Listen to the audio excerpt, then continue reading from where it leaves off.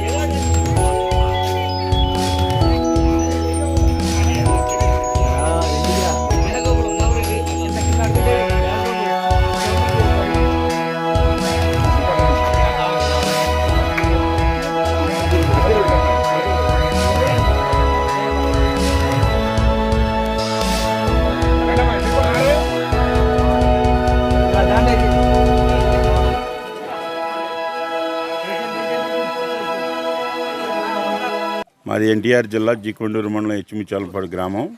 నేను ఎక్స్-జెడ్పీటీసీ కాజా బ్రహ్మయ్యని. మరి ఈ గ్రామ సర్పంచ్ మా మిస్సెస్ కాజా సంధ్యారాణి. మరి 10 రోజుల నుంచి కురుస్తున్న అకాల వర్షాలతో మా గ్రామం బుడమేరు ముప్పుకు బాగా గురైద్ది ఎప్పుడు కూడా.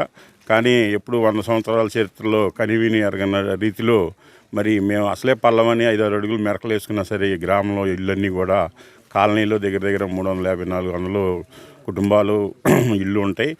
మొత్తం కూడా ప్రతి ఒక్క 100% ఇల్లు మునిగిపోవడం జరిగింది. అట్టే ఓసీ ఏరియాలో కూడా ఒక 100 ఇల్లు కుటుంబాలు ఉన్నాయి. ఓసీ ఏరియాలో కూడా ఏదో 1-2 కొంచెం మెరకిళ్ళు తప్పితే అన్నీ మునిగిపోవడం జరిగింది. మరి చాలా భారీగా ఆస్తి నష్టం జరగటం, కానీ మరి పంట నష్టం అంటే ఎవరు ఏం చేయలేనింది. కానీ దేవుడు మేలుగోరి ఆ రోజు పొగులు రావటం, మరి చాలా ఇబ్బంది లేకుండా ప్రాణ నష్టం లేకుండా చాలా కాపాడుకోగలిగాం. మరి రోడ్లు బాగా దెబ్బతిన్నాయి. మాకు పక్కనే బుడవేరు ఉండటం వలన బుడవేరు వంతుని కూడా పడిపోవడం జరిగింది. మరి దీన్ని దృష్టిలో పెట్టుకుని గ్రామ సర్పంచ్గా ఉన్నాం కాబట్టి మరి ప్రజాప్రతినిధిగా ఎక్స్-జెడ్పీటీ చేస్తున్నాం. మరి మా యువకులు అందరూ కూడా కలిసి మరి ఏదో ఒకటి మా దగ్గర సాయం చేసి పేదలందరిని కూడా ఆదుకోవాలనే ఉద్దేశంతో మరి కొంతమంది భోజనాలు పెడుతున్నారు, కొంతమంది ఏదేదో రకంగా సాయం చేస్తున్నారు. దాంట్లో భాగంగానే మొన్న 3 రోజుల క్రితం బ్రెడ్డు, మరి కొవ్వొత్తులు, అగ్గిపెట్లు, పాలు ఇవ్వటం జరిగింది. మళ్ళీ ఇప్పుడు కూడా 6 నిత్యావసర వస్తువులు, పంచదార, కందిపప్పు, చింతపండు, దినుసులు, నూనె ప్యాకెట్ ఇస్తే ఒక 4 రోజులు గాసానికి ఇబ్బంది లేకుండా ఎటు బయటికి పోయే పరిస్థితి లేదు కాబట్టి గ్రామం వదిలిపెట్టి ఈ రోజుకి కూడా 10 రోజుల నుంచి బయటికి వెళ్ళే పరిస్థితి లేదు మా గ్రామం నుంచి. ఇప్పుడు కూడా ప్రస్తుతం వర్షం పడతానే ఉంది. బిక్కుమంట గడిచే పరిస్థితి కాబట్టి మాకు దోచిన ఆర్థిక సాయంతో ప్రజలను కాపాడుతామనే ఉద్దేశంతో ఈ కార్యక్రమం చేపడతా ఉన్నాం. ఇంకా కూడా చాలామంది దాతలు నాకు తెలిసిన ఫ్రెండ్స్ వాళ్ళు కూడా మరి ఈ మిల్క్ ప్యాకెట్లు అవి కూడా పంపించడం జరిగింది.